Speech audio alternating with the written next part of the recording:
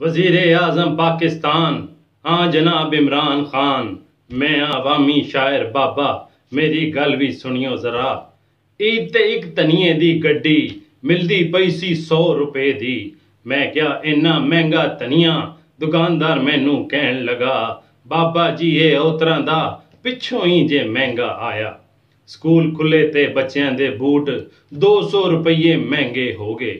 मैं क्या इन्ने महंगे बूट, दुकानदार कहंदे नहीं जे झूठ, असी इत्थे रेट नहीं लाए पिछों ही जे महंगे आए। मैडिकल स्टोर ते सारियां दवाइयां दिंदियां पईयां सन दुहाइयां, कैमिस्टां कीमतां नहीं वधाइयां, असी पिछों ही महंगियां आईयां। थोड़ी अगे सी करियाने दी हट्टी, उत्थे भी भरी बाबे ने चट्टी, मत्थे उत्ते तेवरी पाके लोबीए वर्गा मुंह बना के। दुकानदार कहंदा कसम मैं चालां, पिछों महंगियां हो गईयां दालां। Private school which tuition fees इसे गल दी कीती रीस, कट्ठे 600 रुपये वधा के कहन लगी मिस रसीद फड़ा के। दूजे स्कूलां भी लईयां ने फीसां पिछों वधियां ने।